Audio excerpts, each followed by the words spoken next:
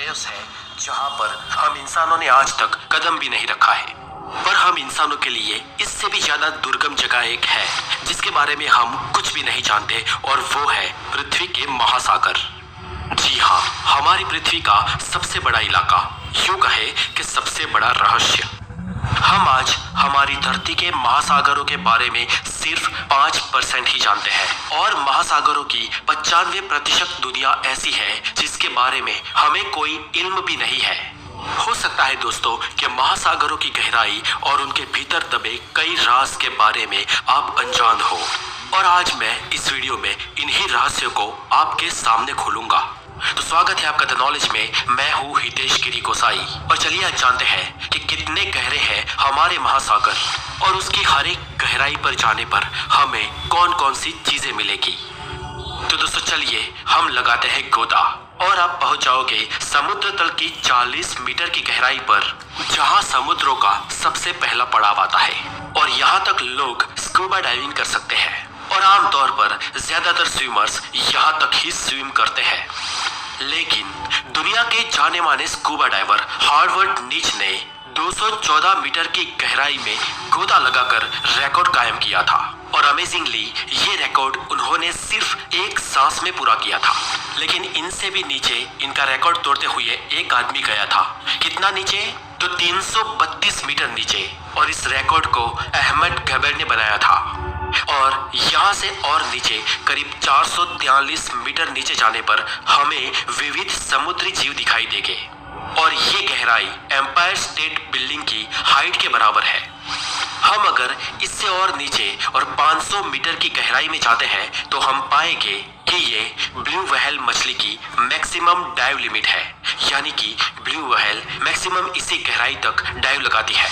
और यहाँ से और नीचे 535 मीटर का डीप लेवल पेंगुइन्स की मैक्सिमम डाइव लिमिट है। मतलब इस गहराई से नीचे पेंगुइन्स डाइव नहीं लगाते हैं। चले इससे और नीचे जाते हैं और हम देखते हैं कि हमें क्या मिलता है। यहाँ से और थोड़ा नीचे जाया जाए और हम पहुंच जाएंगे 700 से 750 मीटर की गहराई तक। यहाँ पर दोस्तों किसी इंसान का परमिशन के बिना जाना बहुत ही डेंजर साबित हो सकता है, क्योंकि इतनी गहराई में दुनिया के विकसित और पावरफुल देशों ने अपनी आधुनिक न्यूक्लियर सबमरीन्स जगह जगह पर तैनात की हुई है। यहाँ से और नीचे करीब 830 मीटर की गहराई दुनिया की सबसे बड़ी इमारत बुर्ज खलीफा की हाइट जितनी है, और इतनी गहराई में बुर्ज खलीफा अपने टॉप के साथ पूरा डूब जाएगा। यहाँ से नीचे जाने पर करीब 1000 मीटर की गहराई में जो विस्तार हमें मिलेगा, ये महासागरों का स्कैरी जोन कहलाता है। और इसे स्कैरी जोन इसलिए कहते हैं क्योंकि सूरज की किरणें बस यहाँ तक ही पहुँचती है, इससे आगे सूरज की किरणें नहीं जा सकती है। और यहाँ से आगे का विस्तार पूरा अंधेरे में है, और इसके अंदर की समुद्री जीव सृष्टि बेहद रोमांचक और खतरनाक है।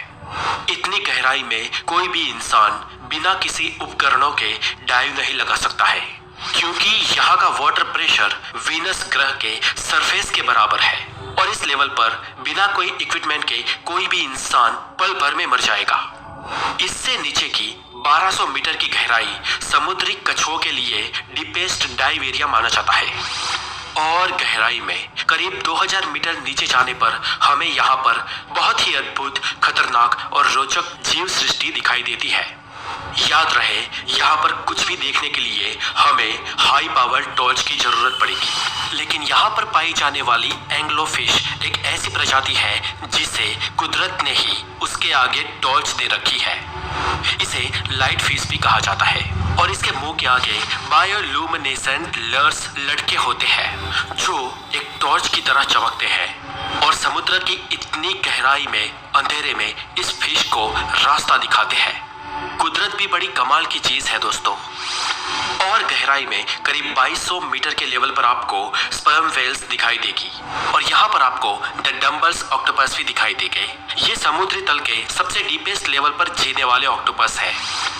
और डीप 4000 मीटर की गहराई के समुद्री एरिया को एविसल जोन कहते हैं।